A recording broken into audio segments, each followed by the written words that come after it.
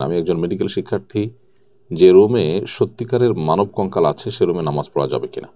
এখানে অনেক মসজিদে মুয়াজ্জিন নিজে আজান না দিয়ে রেকর্ড করে ছেড়ে দেয়। শরীরের দৃষ্টিতে আজানের বিধান কি? স্বামী মারা গেলে নাকের ফুল পরে থাকা যাবে কিনা। আমি দেশের বাহিরে থাকি, আমার পরিবারের কেউ মারা গেলে আমার করণীয় কি? আমার দেশে ফিরতে ফিরতে অনেক সময় লেগে যাবে, এতক্ষণ কি মৃত মানুষকে কবর না দিয়ে রাখা ঠিক হবে? মোহাম্মদ আশরাফ চৌধুরী লিখেছেন, আরবি পড়িয়ে কি চুক্তি করে টাকা নেওয়া যাবে?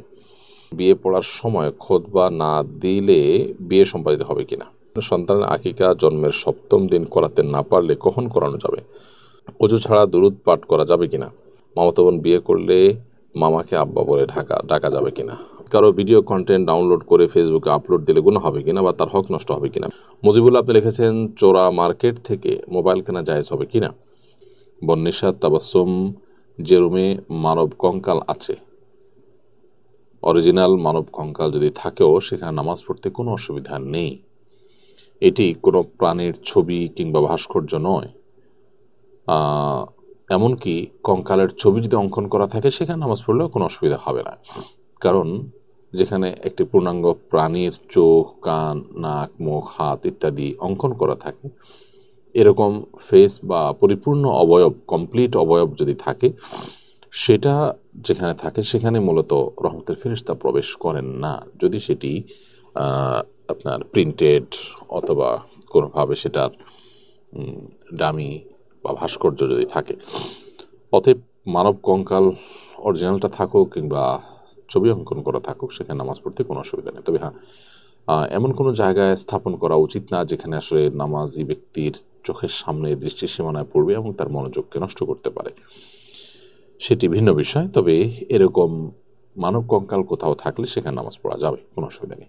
এখানে অনেক মসজিদে মুয়াজ্জিন নিজে আজান না দিয়ে রেকর্ড করে ছেড়ে দেয়। শরীরের দৃষ্টিতে আজানের বিধান কি?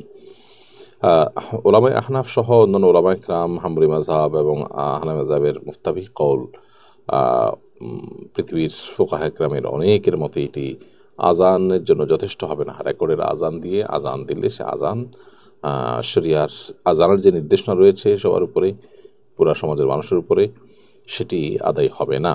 যদিও যারা রেকর্ড আজান দিচ্ছেন সে সমস্ত ওলামায়ে কেরাম অনেকে এটিকে জায়েজ মনে করেন, বাট আমরা এটাকে জায়েজ মনে করি না। স্বামী মারা গেলে নাকের ফুল পরে থাকা যাবে কিনা? হ্যাঁ, অবশ্যই থাকতে পারবেন। স্বামী মারা গেলে নাকের ফুল থাকাটা সমস্যা নয়, বরং নাকের ফুল খুলে ফেললে, নাকের ফুল বা নর্মাল যে কানের দুল আছে এগুলো যদি খালি থাকে তাহলে অনেক সময় সেই ছিদ্র মধ্যে পানি পৌঁছানো কঠিন হয়। আর সাধারণ অবস্থাতে এগুলো থাকলে একটু নাড়াচাড়া দেওয়া যায়, অর্থাৎ হালকা যেগুলো না হলে ওই ছিদ্রে ফরজ গোসলের পানি ইত্যাদি পৌঁছানো সম্ভব হয় না বা ওযুর পানি পৌঁছানো সম্ভব হয় না, সেটার প্রয়োজনে এগুলো থাকতে পারে। এমনিতে অলংকার পরা নিষেধ।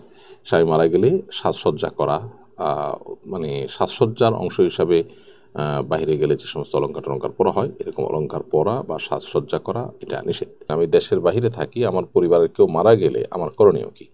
আমার দেশে ফিরতে ফিরতে অনেক সময় লেগে যাবে, এতক্ষণ কি মৃত মানুষকে কবর না দিয়ে রাখা ঠিক হবে? না, মৃত মানুষকে দ্রুততার সাথে কবর দিয়ে ফেলা উচিত। দেরিতে করে কবর দেওয়া বা লাশ কোনো যৌক্তিক কারণ ছাড়া রেখে দেওয়া এর দৃষ্টিকোণ থেকে প্রশংসনীয় কোনো কাজ নয়। আপনি আসার পর কবর জিয়ারত করবেন এবং আপনি তার জন্য দোয়া করবেন, বা সেটিই যথেষ্ট। কিন্তু দিনকে দিন ফ্রিজে ফেলে রাখা, বিদেশ থেকে লোক আসবে সেজন্য একেবারেই অনুচিত কাজ। নবী করিম সাল্লাল্লাহু আলাইহি ওয়াসাল্লামের একটি হাদিস রয়েছে, কোনো মানুষ মারা যাওয়ার পর দ্রুততার সাথে তাকে দাফন করে ফেলো, কারণ লোকটা যদি নেককার হয় তাহলে তার জান্নাত থেকে তাকে এতটুকু সময় দূরে রাখা তার প্রতি অবিচার। আর যদি আল্লাহ না করুক তিনি বদকার হন, তাহলে তাকে দ্রুততার সাথে দাফন করে পৃথিবীবাসীকে তার অভিশাপ থেকে, তার ক্ষতি থেকে, অনিষ্ট থেকে মুক্ত করা দরকার। সেজন্য দ্রুততার সাথে দাফন উভয় অবস্থাতে করা হলো নির্দেশিত। সো বিদেশে থাকলে তাদের জন্য দীর্ঘ সময় পর্যন্ত বা দীর্ঘদিন পর্যন্ত লাশ রেখে তাদের জন্য অপেক্ষা করা উচিত নয়। এগুলোতে আমাদের আবেগ, আমাদের যে আপনার বিভিন্ন রকমের জজবা আছে, সেগুলো আসলে পূরণ হয়। প্রকৃত অর্থে এতে আপনার আদেশ নিষেধ পালন করা হয় না। তো আমাদের আবেগ, আমাদের জেদ খেদ মিটিয়ে আসলে মৃত ব্যক্তির যদি লাভ না হয়, আমরা যদি ক্ষতিগ্রস্ত হই তাহলে কী লাভ? বিধায় এখানে আবেগের চাইতে শরিয়া বিধানকে বেশি গুরুত্ব দেওয়া উচিত। মোহাম্মদ আশরাফ চৌধুরী লিখেছেন, আরবি পড়িয়ে কি চুক্তি করে টাকা নেওয়া যাবে? আরবি পড়িয়ে চুক্তি করে টাকা তো নিতে পারবেন। যে কোনো বিষয়ে জ্ঞান দান করে, কাউকে শিক্ষা দান করে তার বিনিময় গ্রহণ করা জায়েজ আছে। এমনকি দিনী শিক্ষা দিয়েও আপনার বিনিময় গ্রহণ করা জায়েজ আছে। কারণ এই বিষয়গুলো এরকম যেগুলোর জন্য ডেডিকেট মানুষ না থাকলে এই বিষয়গুলো হারিয়ে যেতে পারে। সেজন্য যাতে করে এটাকে কেউ পেশা হিসাবে নিয়ে তার চলার জন্য তিনি এখান থেকে পারিশ্রমিক গ্রহণ করে চলতে পারেন, সেজন্য এটিকে সারা বিশ্বের সমস্ত ওলামা কেরাম জায়েজ বলেছেন। সো আরবি পড়িয়ে যদি চুক্তি করে টাকা নেওয়া হয় সেটি জায়েজ আছে। বিয়ে পড়ার সময় খুতবা না দিলে বিয়ে সম্পাদিত হবে কিনা? বিয়ে সম্পাদিত হয়ে যাবে। খুতবা দেওয়াটা বিয়ের জন্য ফরজ নয়, সুন্নাহ। খুতবা ছাড়া যদি বিয়ে হয়ে যায়, অর্থাৎ উভয় পক্ষের প্রস্তাব এবং সম্মতি থাকে, দুজন সাক্ষী থাকে, মহর ধার্য হলো, বিয়ে কিন্তু হয়ে যাবে। সন্তানের আকিকা জন্মের 7ম দিন করাতে না পারলে কখন করানো যাবে? সন্তানের আকিকা যদি জন্মের 7ম দিন করতে না পারেন তাহলে 14তম কিংবা 21তম দিনে করতে পারেন, সেটিও কিন্তু সুন্নাহ। সেটিও হাদিস দ্বারা সাব্যস্ত আছে। যদি কোনো কারণে সেটাও করতে না পারেন তাহলে তারপরে করলেও আদায় হয়ে যাবে, কিন্তু সুন্নাহ ডেটগুলোতে করলে আপনি বিশেষভাবে বেনিফিটেড হবেন এবং সওয়াব এর ভাগিদার হবেন।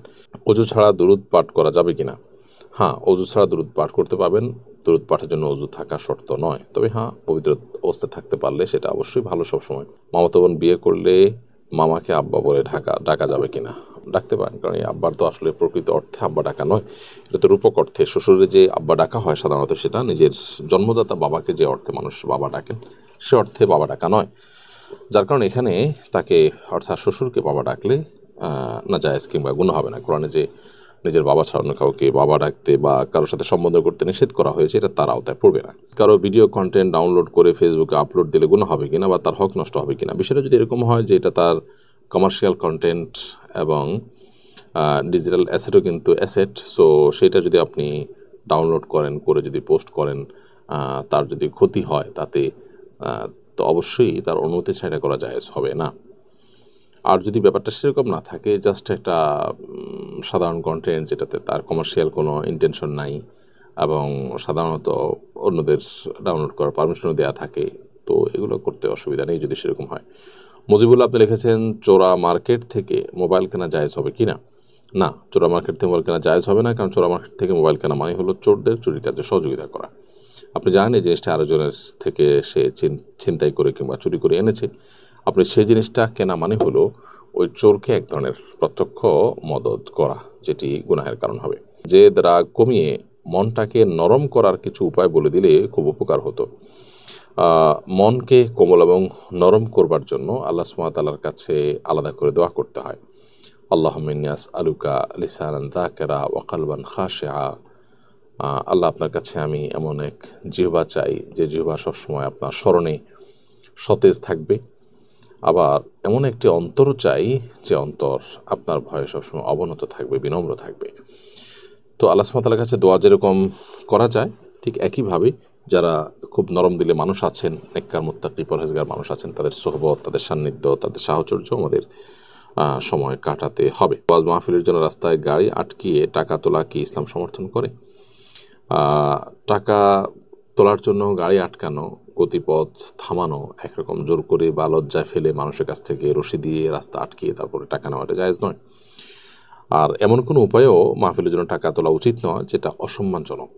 মাহফিল এটা এমন কোনো বিষয় নয় আজকের বাস্তবতায় যেটা না হলে দিন অনেক বেশি ক্ষতিগ্রস্ত হয়ে যাবে, পার্টিকুলার মাহফিল না হলে। তো সেটার জন্য আপনি এমন কোনো অবলম্বন করলেন যাতে দিন এবং দিনদার মানুষরা অপমানিত হয়, তাহলে সেক্ষেত্রে ভালো কাজ করতে গিয়ে আপনি আরও খারাপ কাজ করলেন। এটা আমাদের করা উচিত নয়। সম্মানজনকভাবে যতটুকু আমরা পারি ততটুকুই করব, আর সেটা যদি না পারি তাহলে সেক্ষেত্রে আল্লাহ তাআলা আমাকে ওয়াজিব বা ফরজ করেননি, এবং বিশেষ করে গাছের গোড়া কেটে আগায় পানি দিতে বলা হয়নি। সো মাহফিল করে ভালো কাজ করব, ভালো কথা, কিন্তু সেই মাহফিল করতে গিয়ে যদি আমাকে অন্যায় করতে হয় তাহলে সে অন্যায় কাজ করে আমাকে মাহফিল করার নির্দেশ শরীয়ত দেয়নি। মিম আক্তার লিখেছেন, বাবা মা আমাকে বিয়ে দিতে চান, আমি বিয়ে করতে চাই না, বাবা মায়ের অবাধ্য হওয়ার জন্য কি গুনাহগার হব? আজীবন কুমারী থাকার বিষয়ে ইসলামের বিধান কি? বোন মিম আক্তার, আপনি বিবাহ করতে না চাওয়াটার যৌক্তিকজনক যদি কোনো কারণ থাকে, আপনি স্বামীর হক আদায় করতে পারবেন না, অথবা আপনি অসুস্থ বা অন্য কোনো যৌক্তিক কারণ থাকে, তাহলে আপনি বিবাহ না করে থাকতে পারেন। কিন্তু নিছক আপনার কারোর প্রতি অভিমানের কারণে বা অন্য কোনো যৌক্তিক কারণ ছাড়া যদি আপনি বিবাহ থেকে বিরত থাকেন, তাহলে শরীয়ত দৃষ্টিকোণ থেকে এটা প্রশংসনীয় কাজ নয়। সেক্ষেত্রে আপনার বিয়ে করাটাই হলো শরিয়ার নির্দেশনা এবং আপনার জন্য উচিত এবং উত্তম। বাট আপনি নিজেকে যদি চরিত্রকে হেফাজত করে থাকতে পারেন, তো শরীয়ত আপনাকে বাধ্য করে না। এরকম ক্ষেত্রে বাবা মা যদি আপনি নির্দেশ করে, তাহলে বাবা মা সেই নির্দেশটা মানতে পারলে আপনার জন্য ভালো। আর যদি আপনার জন্য মানাটা অসম্ভব হয়, বাবা মাকে বুঝিয়ে নেবেন। আর নিজে বাবা মার উপরে যেন বোঝা না হন, সেই ব্যাপারটিতে আপনি সতর্ক থাকবেন। সৌদি আরবের ব্যাংকের মাধ্যমে নির্দিষ্ট পরিমাণ রিয়াল দেশে পাঠালে সৌদি আরবের ব্যাংক ক্যাশব্যাক দেয়। এই ক্যাশব্যাক কি সুদ? বিস্তারিত জানাবেন। রিয়াল দেশে পাঠালে বা বাহির থেকে যে কোনো রেমিটেন্স দেশে আসলে তার জন্য যে প্রণোদনা সরকারিভাবে দেওয়া হয়ে থাকে, সেটি সুদ হিসাবে গণ্য হবে না। এটি আপনি নিতে পারবেন। এটা বিভিন্ন সময় আমরা বলেছি। এটি যে কোনো ভালো কাজ করলে উৎসাহ বা প্রণোদনা দিয়ে তাকে যদি কোনো কিছু দেওয়া হয়, সেই দেওয়াটা জায়েজ আছে, আর সেটি গ্রহণ করাও জায়েজ আছে। তো সেই রকম একটি বিষয় এটি, যার কারণে না জায়েজ হওয়ার কোনো কারণ নেই।